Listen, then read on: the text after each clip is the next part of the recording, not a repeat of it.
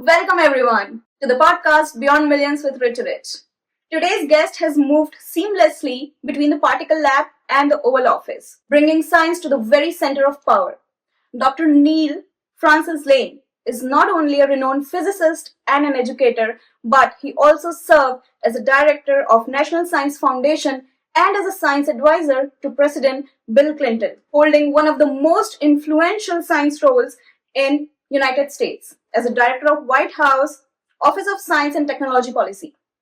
From shaping US space policy to navigating the ethical frontiers of genetics, from defending basic research to tackling the bioterrorism threats, Dr. Lane has been at the heart of some of the biggest scientific decisions of our time.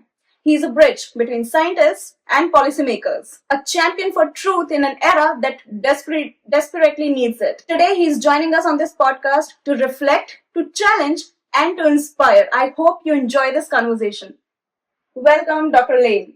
Thank you very much. You have moved between the labs, between the universities and the halls of power.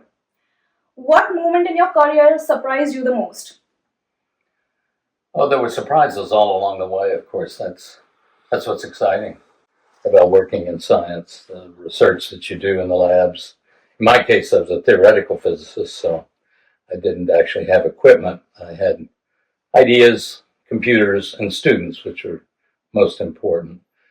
But I would say there are surprises there as well. You discover something you find interesting, and you go with that. But then in administration, I've served as provost, for example, at Rice University for 7 years, and also chancellor of the University of Colorado at Colorado Springs for a couple of years. And there are surprises in administration. They're, I think, less exhilarating, if you like, than you have in your research and where you're discovering with your students. Still there are surprises. I think on the national scene, science policy, you need to never be surprised in the sense that that's a totally different environment because our system of government, representational democracy, is one in which it's full of surprises, and things are often not exactly as they seem. So it would be hard to pick a particular moment, I suppose, but and some of those would not be positive memories necessarily because we live in each administration, we always live through difficult political times. But I would say many surprises. What didn't surprise me was that in all these different environments, I worked with extraordinary people. Government, just to pick my experience in government, because it often gets a bad rap.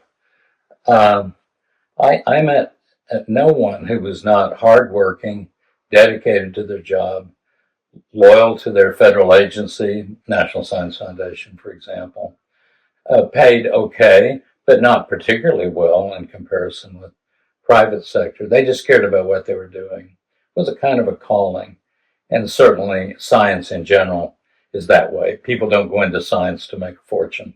Sometimes they do, but that's not what gets them into the very challenging but exciting area of scientific research and its application. So many benefits can flow to all of the people. That makes us all feel good.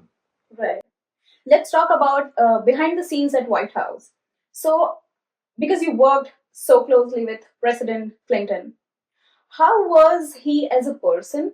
And especially, was there any moment where you saw his curiosity about the science? And that made you think that, oh, wow, he really gets it. Yeah, it turns out there really were a few occasions, but in general, I would say Bill Clinton, very intelligent, quick study, well-read. I think everybody recognizes that, and it was true in science. But he also tended to defer to Vice President Al Gore, who was particularly interested in environmental science and information technology in general. So often I would spend time with Gore rather than Clinton on a particular science policy issue. Clinton himself, what I would describe, fun, but in the White House environment, where I was directly involved, business.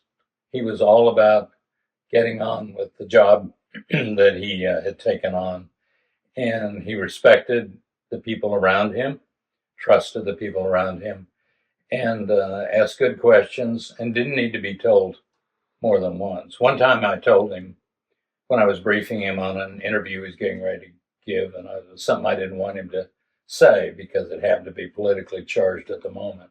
Nothing horrible, just something to do with genetics. And while he was marking up his remarks, which he often did, I told him that, and then at the very end, I thought, I just want to make sure, Mr. President, really important that you don't. So he said, I heard you the first time, Neal. So I didn't tell him the second time after that, but he was very good to work for because he was very responsive. But more directly, in response to your question, one time I received from the Oval Office a copy of some magazine that's not science focused, but it had a big article on science, black holes, collisions of black holes, dark matter, dark energy, those kind of things. And he wrote all kinds of questions in the margins. He had read the whole article. Wow. And he wasn't claiming to know the physics. He was asking. And I remember specifically he asked me, do you think black holes could be responsible for dark matter? And I hope I responded correctly that we don't think there are enough of them, Mr. President, but they are they are dark except for the material coming in from outside them. So he was curious enough to take time out of whatever it was he was doing to actually read an article that strictly focused on about as fundamental a scientific question as you can come up with. Wow, that's beautiful. I mean, what a wonderful quality in a president. I asked you this question because science and politics, they make a very odd couple. Like science thrives on evidence, on peer reviews, on open inquiry. But on the other hand, politics, it's about the tribal loyalty, short-term wins. And when these two worlds collide, science often gets delayed, science often gets silenced.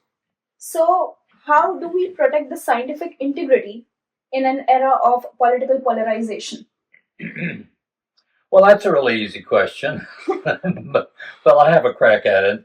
Well, one thing we often said, and I still say, of course, is that decisions that get made on science policy or any policy, of course, should take into consideration whatever scientific evidence, broadly speaking, that there is.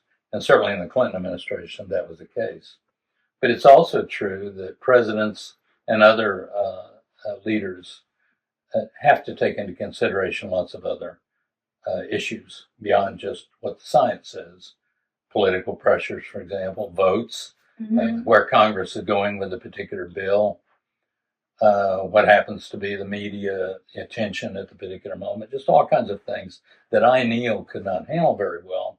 But certainly President Clinton was very good at it, and so are many others. So the final decision made by the president may not be what I would have liked as a science advisor, but that's not my business. My business is to advise the president on what the science says, what is the evidence, what are the data that support what has, if we have a consensus in the science community, what is that consensus built on? So just make sure he knows all of that, and then he'll fold that into other considerations. What would make it difficult is if the president were pressuring me to say things that were not correct scientifically. I would not have been able to do that, and that never happened. It could happen in other administrations with other presidents, but it didn't happen to me, nor did I expect it. How wonderful. Also, I want to know your thoughts on, should America's science policy become more centralized or fragmented like NIH, like Department of Energy, NASA? because let me tell you about my views on that.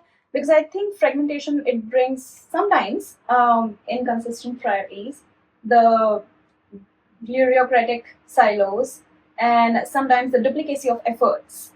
So, what are your thoughts on centralized or fragmented? Yes, my answer would be yes. Centralized or prevented. The fragmentation brings with it, first of all, the fragmentation is characteristic of American form of democracy.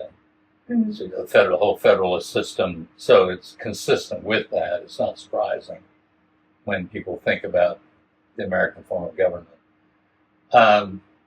It necessarily creates inefficiencies because you do have certain kinds of duplications where agencies need to work together when you have a national program.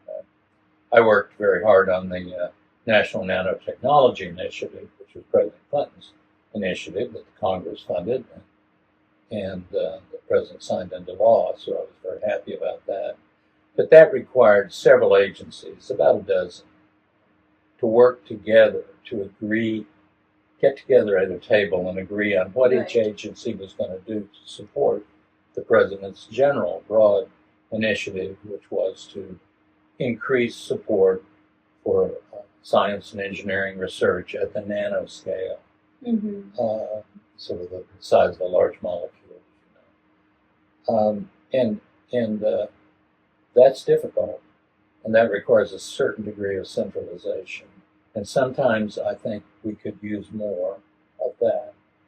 But going all the way to a big department of science or science and technology, I think would be wrong for the United States. There's more benefit that comes from diversity of agencies. When you think about it, except for National Science Foundation, which is probably it's small, but it's probably the agency of government that focuses on basic science. And its mission is promote science, promote advances in science, progress in science, I think are the words. All the other agencies have missions: energy, health, NIH, for example, Department of Defense, all the forces, the Air Force, Army, Navy, and other offices of defense, and the other agencies, National Institutes of Health, NOAA, U.S. Geological Service. They've all got missions that are clear, and I think most Americans sort of understand the missions.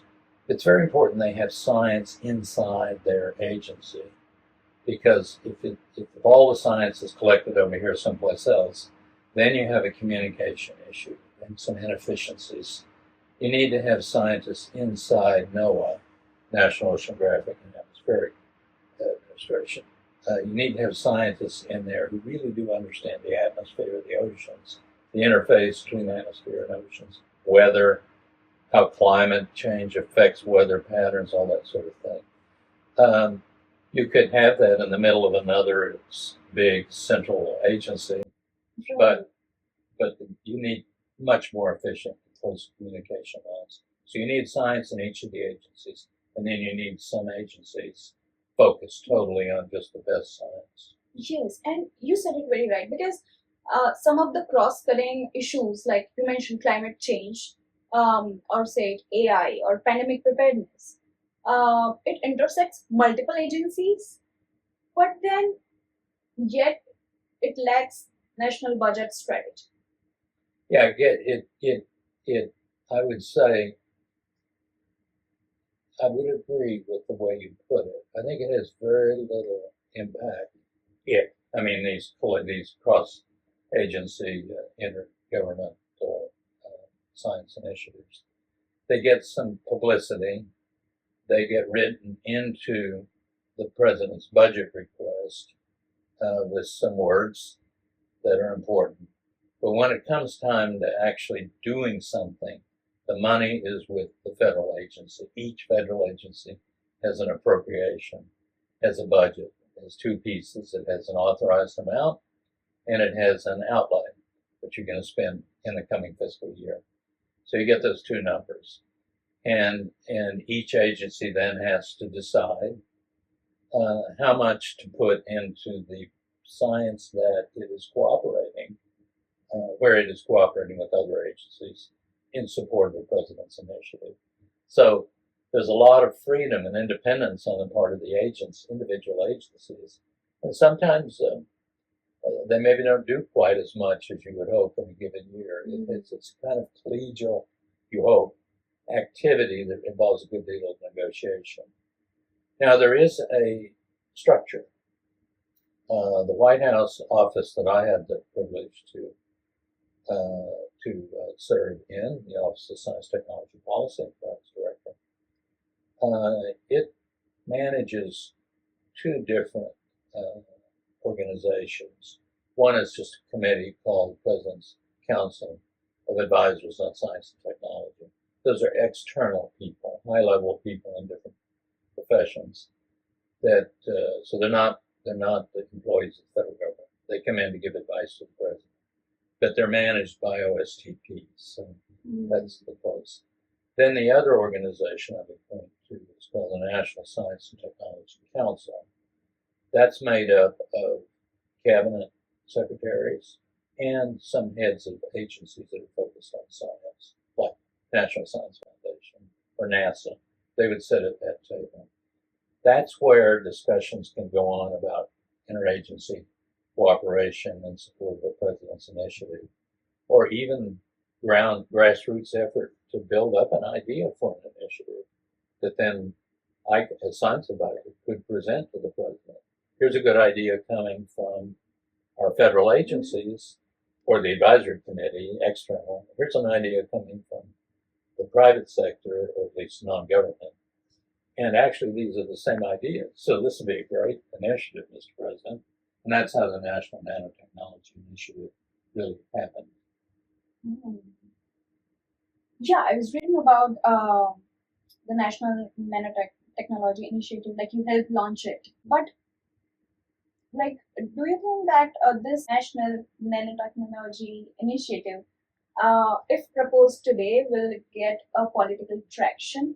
And what made you think that people will believe in that? Because I believe when you launched this initiative, very few people even knew about the term. And Congress was under the control of the opposing party. Clinton was a Democrat, and the House and Senate were both leadership majority were Republican. And remember, this was during the time when Newt Gingrich was Speaker. I believe he was still Speaker at this point, but certainly that set the tone, which was cut government and things not friendly to our president, I would say. So it was not an easy time. So what made me think personally, and those people working with me, well, I didn't do this, so let me say very clear. Okay. I should get zero credit for the initiative. It's other people. I've always told people, if you do something good when you're in the White House, it's because a whole lot of people have made it happen. But you could screw up all by yourself. So in this case, a lot of people made it happen. In agencies like the National Science Foundation, it was the lead agency for this one, and people, program officers, and the director of the agency at that time, and others made it happen. There were people in the White House who were, not many, but a few who followed technology. One such person was a man named Tom Khalil. He was in the National Economic Council at that time. He was senior person in that council, very interested in technology. So many people helped make this happen. Why did I think it could happen? Because the research, much of the research was already being done, in not only in universities, but in companies like IBM and Hewlett Packard and a few other companies had already shown to the Congress, if you like, and the president, that we care enough about this technology, we're putting some of our own money into it. That's a strong signal when you're trying to get support from policymakers for money, federal money. So if they're already doing it, why do you need money? Well, you need money for the more fundamental studies that a particular company is not going to fund because they can't be confident that they're going to be able to make a better product or service out of this particular work. That's the kind of work that the government needs to be doing. And that involves several agencies. NIH was a part of it, NASA was a part of it, National Science Foundation, and several other agencies, as I mentioned. So I thought it would go because it was easy to explain to a policymaker what it was, what good could come out of nanotechnology. Well, one thing could be cure for terrible diseases that does not involve surgery. A little pill or a tiny little object that you put in, it does its job and disintegrates. And there's no waste product. It doesn't attack the whole body, it just attacks the tumor. And of course, there are clinical trials of such efforts. But in every other field, superconducting materials, carbon fibers, fullerenes have come a whole new chemistry works, but it can change its function at the nanoscale by just changing the structure. And it was easy to tell them at the conference, sit at the table in a hearing, the House and Senate, and explain what it was. People could get it right away. So that was one. Easy to explain. Second, some really important research is already being done, and they're anxious to do more. So if you put more money in, you're guaranteed you're going to get more high-quality research. And third, the private sector has already shown that they care enough, they're putting something in. Right. I thought it was win-win for everybody. The president liked it. Flint called it my tiny little initiative. It was very fun. On this note, let me touch a field or a sector of genetic engineering. You might have read the news of resurrecting species like woolly mammoths or dire wolves. Do you think spending resources on this, it's like really necessary we should be doing this, or doesn't it sound like playing God? Yeah, the way these research, even the titles of research papers sometimes, but certainly reporters can find phrases in proposals or articles and so forth that sound like silly misuse of money. And I think the president's, I should say OMB, who put together the president's budget, included some words, some silly sounding titles in those. But if you dig into the proposal, you find out that, yeah, the title's not false. What they're fundamentally doing is trying to understand the mechanisms at the level of genes and how genes express themselves and how information is transferred and how energy moves around in systems and so forth. And so I often told members of Congress when they asked me, well, Dr. Lane, how could you defend this grant? And then they'll name the grant. And if it's not in a field that I know, which it usually was not, I would say, Senator or Congressman, I don't know the details of the proposal that was funded. And so I can't explain to you what was the heart of the research that being done. What I can tell you is an NSF system of peer review is as good as you're going to find any place in the world in selecting the best science in a particular field. So this grant was made based on peer review, where a number of experts in the field have carefully asked all the questions you would like them to ask and determined that, okay, if the nation cares about advancing, say, biology or even sociology as a field of science, this is past muster. So I would defend it. We're going to fund that, Senator, Congressman. I don't say you may not like it, but we're going to fund it anyway. I don't ever speak disrespectfully. I like it. Public. No. I like it. And also with CRISPR technology and gene editing of human embryos to cure disease, where do we draw the line between the scientific advancement and the moral responsibility when editing these genes? It's very hard. You need a lot of input from Americans. I mean, everybody living in the United States. Well, I'm always saying Americans, that's what I mean. and there are various mechanisms to get that. But ultimately, it has to find its way through government, because that's where you're going to have regulations, and that's where NIH is going to decide what to fund and what not to fund. There's a committee, standing committee called National Bioethics Committee, something like that, NBAC, that focuses on ethical issues related to medical research. And I only sort of know what they were doing when I was there, because I haven't kept up with them more recently.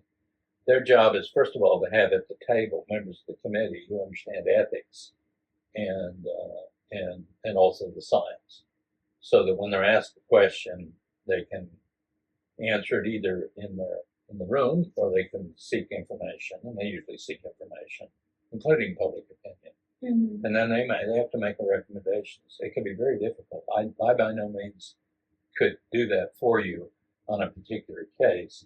There were stem cell issues when I was in the White House, Mm-hmm. and that's the age of Dolly, when Dolly the sheep was Yes. cloned, right? Yeah. And then there were obvious discussions about cloning humans. Well, I was surprised to learn at that time we have no law, U.S. law, that says you can't clone a human being if you want to. Uh-huh. Government will not pay for it. That's clear. We do have laws for that, and other research along the lines that you described. But somebody in their garage could be mixing chemicals together and doing whatever. I hope that's not happening. Other countries, at least the UK, have such laws, and then they have the licensing provisions that if you want to do this, that seems to be ethically questionable, you have to get a license. So we'll look more deeply. The government will look much more deeply into what you're talking about doing before we allow you to do it. And the U.S. system of law is different. So let people do what they want, and except in certain extraordinary circumstances. But of course, this issue having to do with fetal tissue research and stem cells, people have deep feelings about this, and science has to respect those. But there must be a mechanism, a structure that will allow all these ideas and opinions, and then practices and good practices when it comes to ethical questions, that it all feed in to the process. Because in the end, when it comes to research funding, then the government's going to be doing it. Private companies can develop stem cell lines, right, from fetal material. Federal government cannot. Federal government, I think, can still do research on existing lines. And that started under President George W. Bush.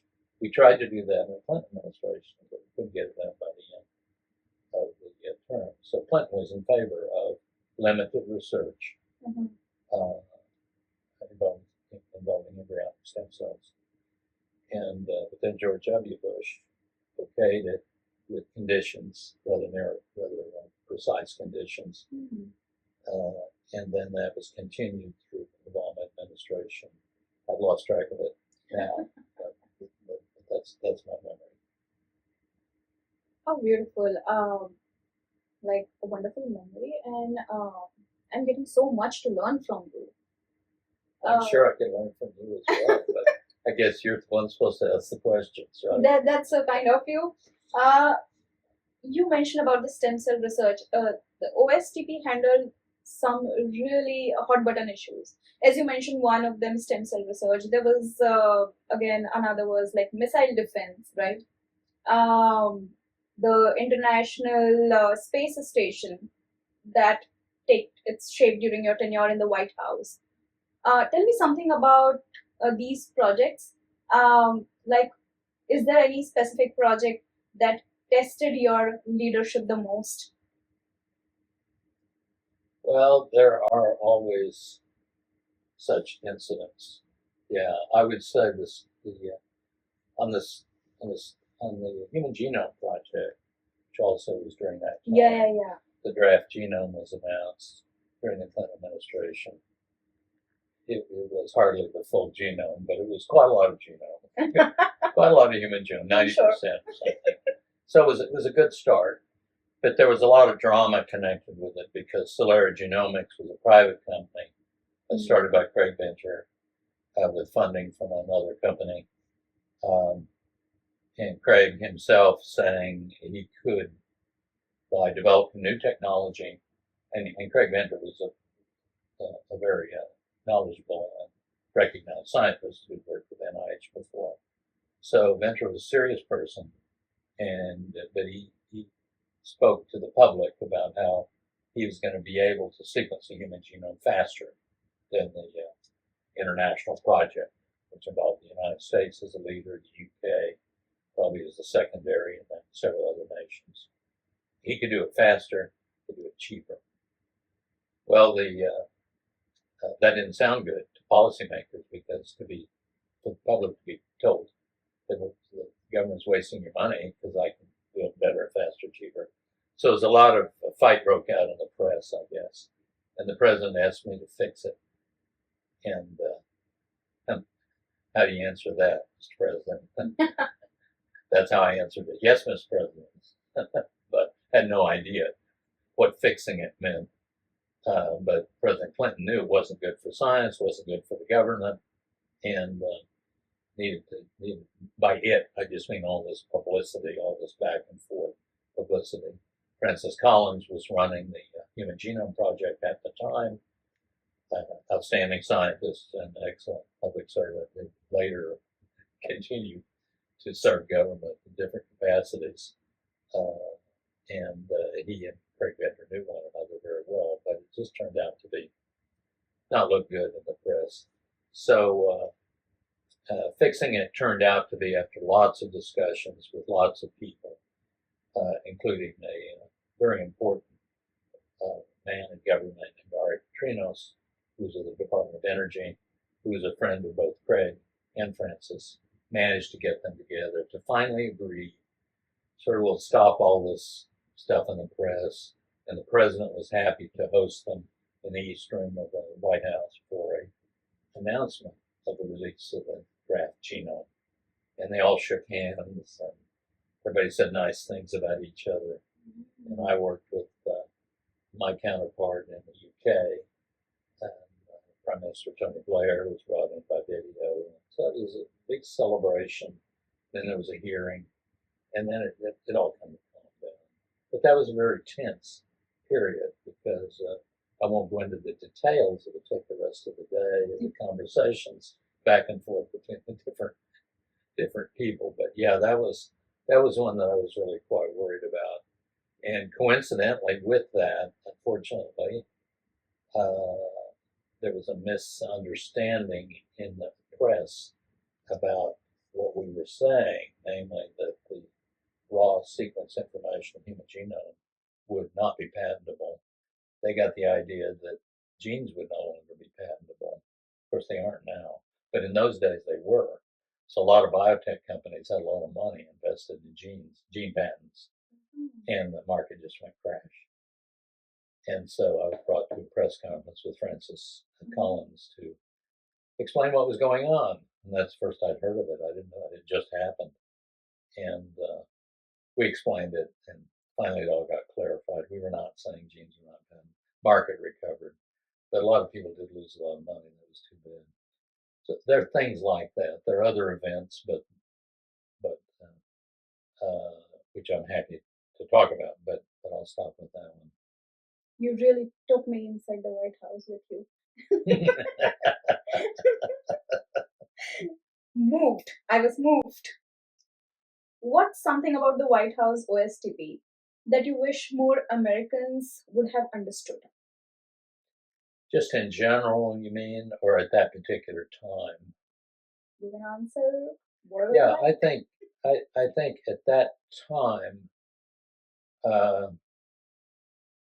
maybe I should start more generally because I think it really is generally true. Yeah.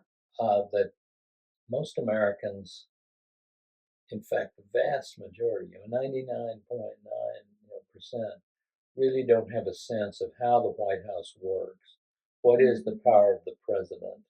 And what do the people around him do? What happens in the cabinet room? What's the National Security Council? What's their role? What about the Economic Council? What Office of Science, Technology, Policy? And part of that is because it's not very well defined.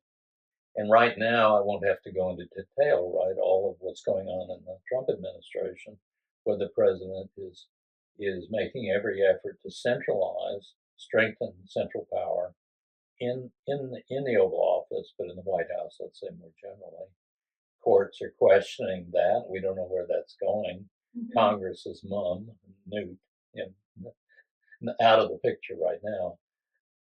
Unfortunately, we could use the voice of Congress because this centralization of power actually threatens the power of the Congress. So this is all happening right now, so I don't have to go into it anymore.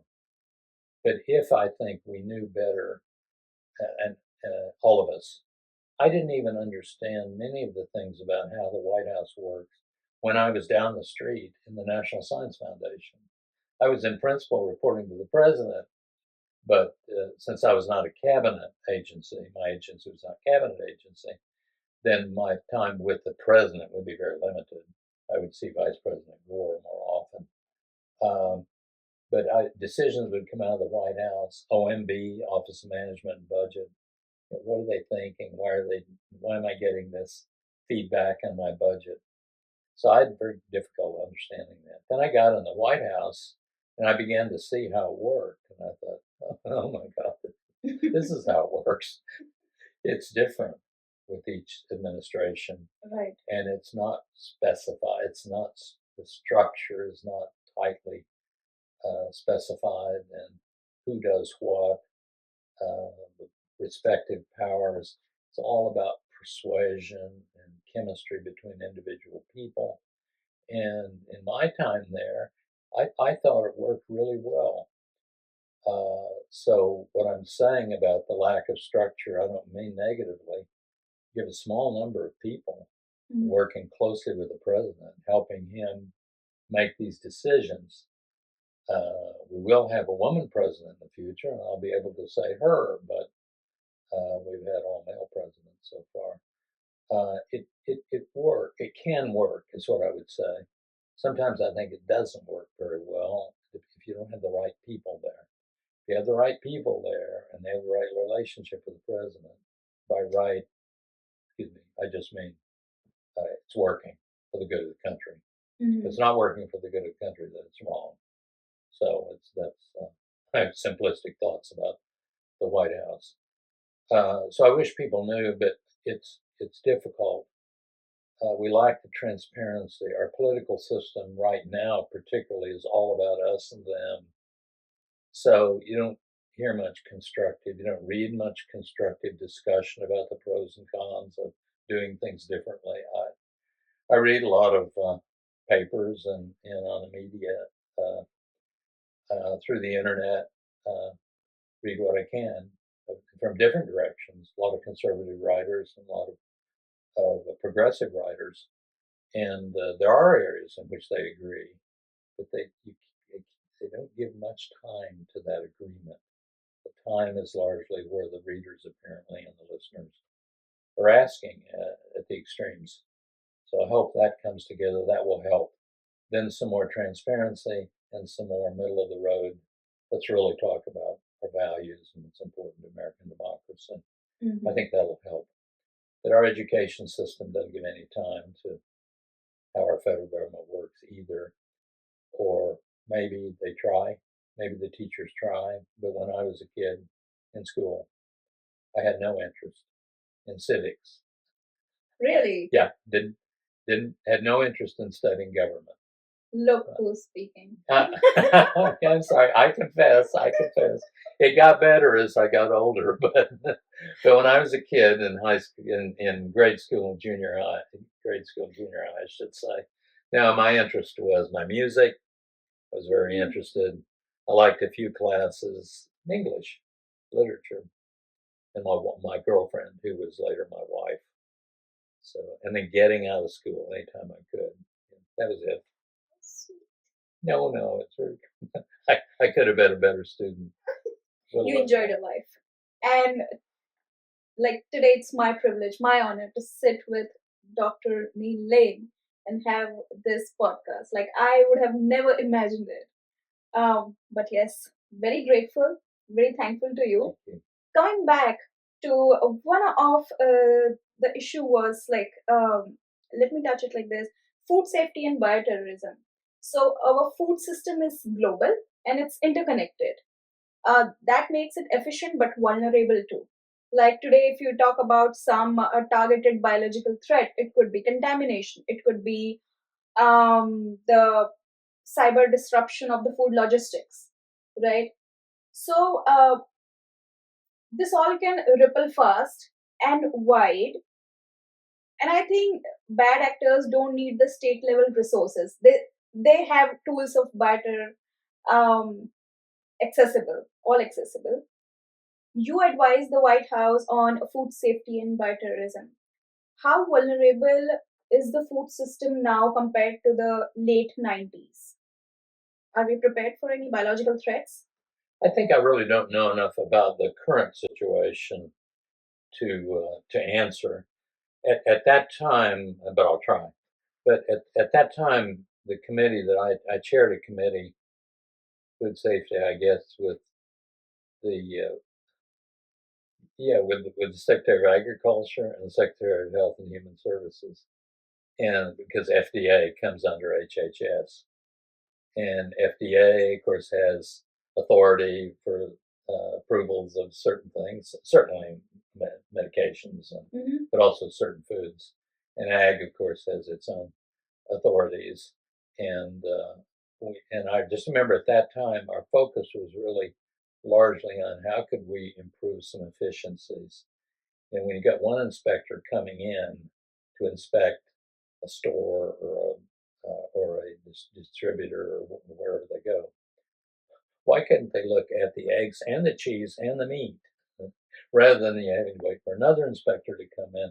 So we were talking about efficiencies. It just turned out at that particular time there weren't issues on bioterrorism that I was dealing with. Otherwise, it's a very important issue, and we would have been talking about that. Yeah, because we all are eating genetically modified food, and I believe food is not just about the nutrition; it's about national security. I think it's not an area that I know anything about. First of all, I should say, but it's clear that there are chemicals in our environment that we breathe and especially eat and drink. They're not good for us. And lots of discussion about that. A lot of it very politicized, and lobbyists for companies make a lot of money. And so I understand all that there are all kinds of pressures that seem to be against actually finding out what the truth is. And uh, my understanding is that one thing is still case now that was the case when in the 90s. We don't really have enough inspectors to do more. We were very dependent on the companies themselves, the distributors, or at least the grocery, the companies, to make sure that their food was safe. Right. And so the argument there is no company wants a whole bunch of people to get sick with something they bought with that label or from that store or so there's certainly a rationale for that. And I'm not saying here today that I think all that needs to be thrown out and you have some huge centralized. That's probably not right either. My guess is we need more inspectors. Yeah. And probably more regulations, not fewer. But that's without me knowing the details about regulations. In general, there are always more regulations than you need, just because Congress often, but either Congress or the administration decides the regulation sounds good. They put it on. Nobody takes one off, so they just pile up. And so there are inefficiencies in the regulatory process, just in general. I'm not suggesting it causes it's dangerous, or Yeah. or that the regulations are causing our food to be unsafe. There may be regs we need that we don't have, but that whole process of regulation is a kind of a different conversation. And now you're really talking about the American political system and what Congress is. If you're a congressman, congresswoman, well, if the people back home don't think you're doing anything, why are you there? Well, what can you do? Vote. Okay. Better vote the right way, or you won't get reelected. But if you really want to seem important, you get a bill passed. And it's very tempting for the bill to have a regulation. It might have an initiative in it or something like that, but it could have a regulation. And boy, it got my bill passed, and I'm in favor of it. I mean, I think it's a good bill, but it might not be necessary, and a better bill might have been written. That's our system, and it applies to food as well as anything else. Bioterrorism, sure, I have fears about bioterrorism, the same as yours, but I just don't. Not being in government, I just don't know Yeah. what one could do differently or better. Okay. I think one thing in our way in food safety is people's understandable fear of anything nuclear.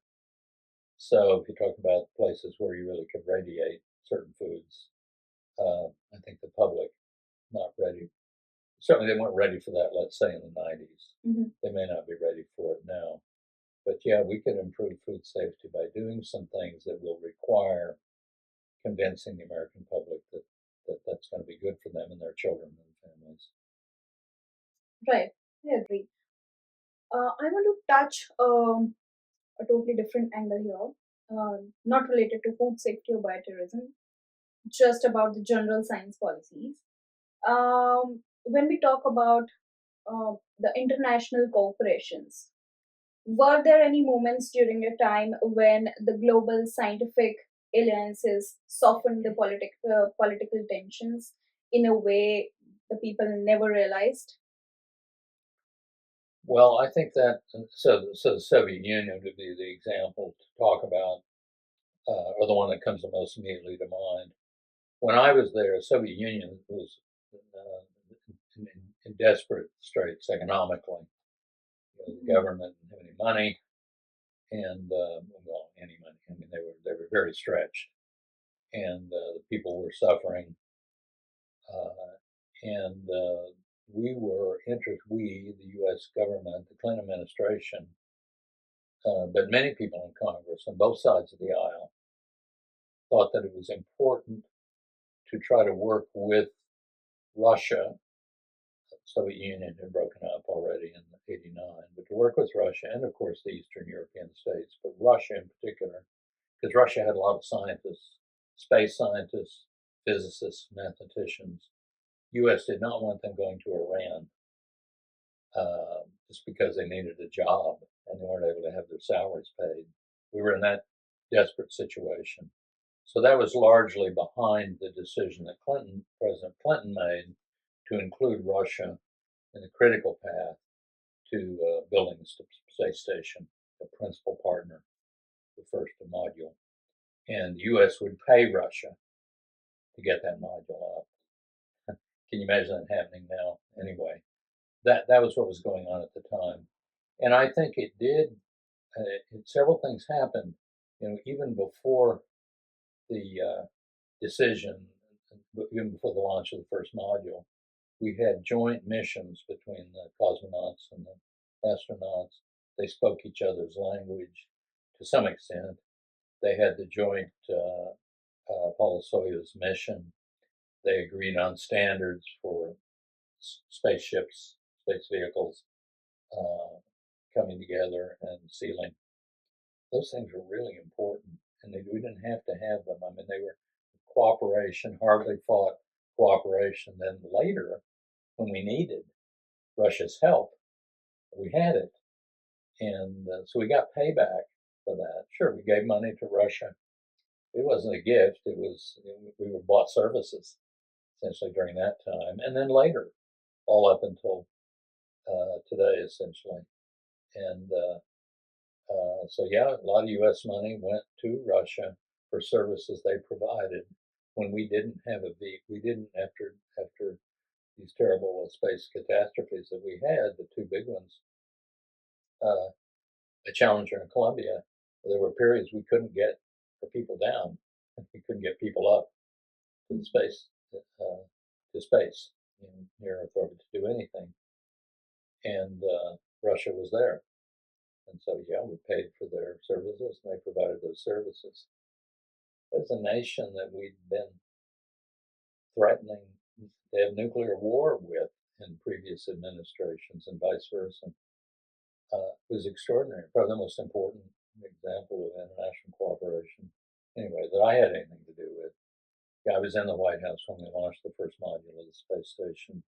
It was an exciting time.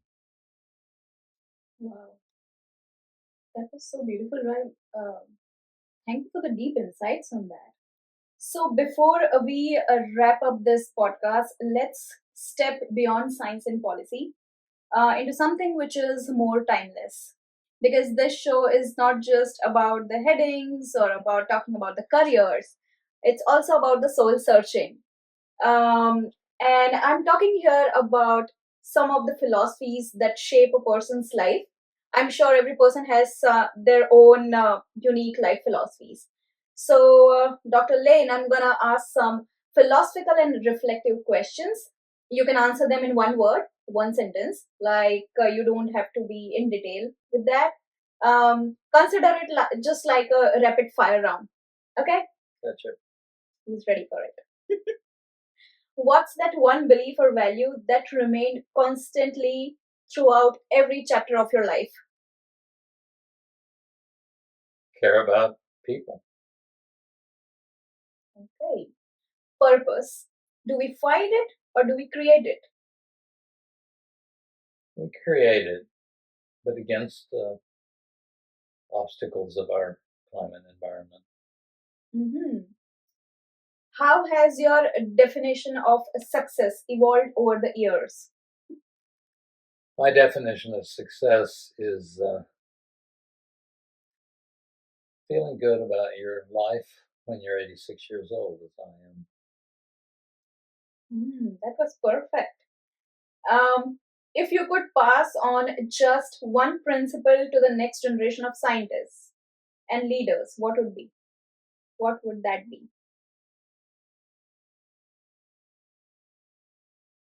Listen carefully to what people have to tell you. Okay. What's that one question you wish more people would have asked themselves before making any big decision of life? What could go wrong? Ah. In your life journey, was there any failure or setback that ended up being essential for your growth? I think I didn't do well at the University of Colorado, Colorado Springs, where I was chancellor. I had never had administrative experience. There was some real pressures at the university. I loved everybody there. It was a great university, and nothing horrible happened. I just think if I'd had more experience and maybe more maturity, I could have done more for the campus. Okay. Is there any misunderstanding in people about science and politics? Well, I think so, because all of us are in an environment where we even have people on the president's cabinet who believe in various conspiracy theories. so, so it's very difficult for us, I think, any of us, to know where to get truthful information about important matters that we don't personally know. So I think it's a real challenge for everyone, and that's why I would just encourage. I try to do it myself. Encourage people to steer clear of the extreme stuff that you sort of can hear with the adjective and the adjectives, where they're trying to lead you. And I don't mean you have to be right in the middle, but let's see some of both sides of the arguments. I think that'll help open some doors to then better appreciating that there really are a lot of people who don't believe as you do, either politically or religiously or in any other way, maybe have different value systems, but have a lot of good in them. And so I think if we can each tap the good in each other, my mother used to say, Neal, it's all going to work out because there are enough good in people, or enough good people, I don't remember quite how she put it, that it's going to turn, this difficult situation going to turn around. So I think it's important to keep that optimism. And we know, all of us know so many good people, but we're told those others are not good. And that keeps us all scared all the time. We can just stay away from that sort of temptation and look for the good in people and look for the good ideas and stay optimistic as best we can. Do you miss your mom? Oh, yes, but she had a very good life. She lived to be 95. Wow. And she lived with us after my father died in the 80s, in the 1990s, early 1990s. So she lived with us when we were in Washington, D.C., and here at Rice in Houston. And she had a very good life. Grew up on a farm, became a nurse, married my father. I was an only child. They spoiled me, not with goods because we didn't have any money. so so I wasn't bought a lot of things except my education. They made sure that I had an education and values that they held close, which were pretty much the ones I just described. I got them from my mother and father. Oh, beautiful. And I'm sure they are very proud of you. Oh, well, I hope so. I'm sure. Okay. What's a lesser known story from your time at Rice University that shaped your approach towards leadership? So that's hard. Lots of experiences at Rice as a faculty member, and then I was provost for a number of years, and then back here working with the Baker Institute in public policy. But I think the things that shape you tend to come early. So I would probably say during my years on the faculty, and uh, and probably I got this idea from my own mentors. My thesis advisor, a man named Neal Lane, University of Oklahoma, just a wonderful physicist and person. I'm going to visit him next week. He's 95 years old and an extraordinary individual, good friend. And then various postdoc mentors that I had in early years. And then I think I learned from them things that I carried on my own work with my students. So what I think I learned was that if you get to know a person, I'm talking about a student now, brand new student, you work hard to get to know them really well as soon as you can, then you'll be able to calibrate how hard a job you can give them to do. And then you don't, in the case of Rice University, they were all just extraordinary students. And so I was able to give them ask them thesis questions where they would have the ideas in the end. And then they would figure out how to do it. And then they would write the first draft of the paper. And Neal would not do anything except sit with them from time to time when they ran into a brick wall. That's important. Very, very important. And ask some more questions, right? That's an amazing That's all I learned. And I think I've felt that way than the other jobs I had where I had people reporting to me and so forth. If you know the person, then and it's really important to do this too. So it's just not a matter of what you can get away with.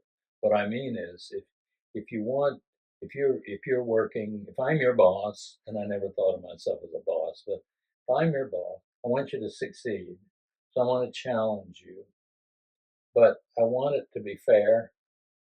And since I want you to succeed, yeah, sure, I want to give you a hard job because if it's a decent organization, there's all kinds of challenges, a lot of hard jobs for everybody to do. But I want you to know that you're really important to this organization. And I'm going to help you every way I can be successful at this job. And when I was at NS, I remember I tried to talk to people in the main room. maintenance people, secretaries, program officers, assistant secretaries, assistant directors. I mean, it didn't matter what level job. If people know you know they're important and that you care about their the job they do and the career they have, then it's extraordinary what can get done. I don't know if it's right, but it worked for me. But I totally agree because I think what student wants from any teacher or any professor is just few words of positivity, motivation. I don't think so. Students demand a lot from their professors, but just their little time. And like you said, any professor like who is pushing the students because yes, they want to see the students to get succeeded, challenging them and showing that trust and faith in the students that you can do it. I have full trust in you. That's all a student needs. And I have heard beautiful things. I've heard all the positive things, all the appreciation for you in Rice University and even beyond the Rice University. So yes, Dr. Lane was a wonderful professor and he is a wonderful professor. Any before we end up this podcast, any thoughts on or any message for the future researchers or scientists? what you're doing is extraordinarily important. And the more you can encourage your friends and colleagues to, in a similar way, get out with the public, help people understand it. People really want to learn this. I grew up in this country. It's a great country. I get mad at people like to get mad at me for if we get into some conversations over things we disagree on. But usually, if you find there's a sweet spot almost in every pair of individuals. There's a place where we agree. Start there. Start with something where we're bound to agree. Often it's our family or whatever it is. What a Nice deep day. reflection.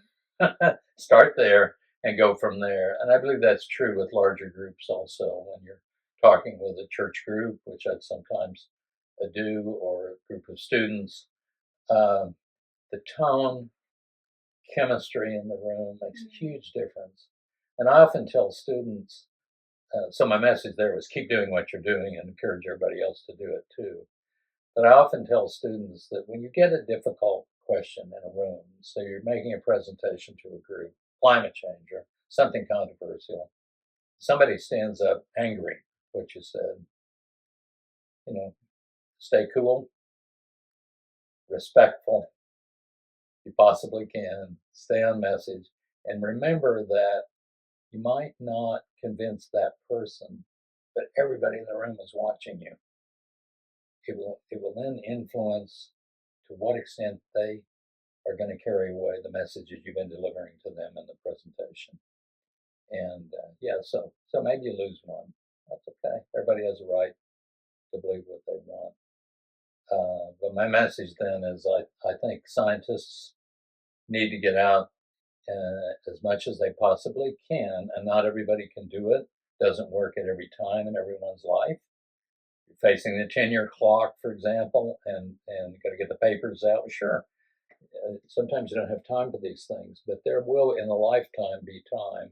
And if you can't do it yourself, I'm talking about not you personally, but colleagues, encourage those who can and who want to. Don't say, oh, so and so was on TV or so and so wrote a book. I mean, why aren't they doing what they're supposed to do? No, they are doing what they're supposed to do.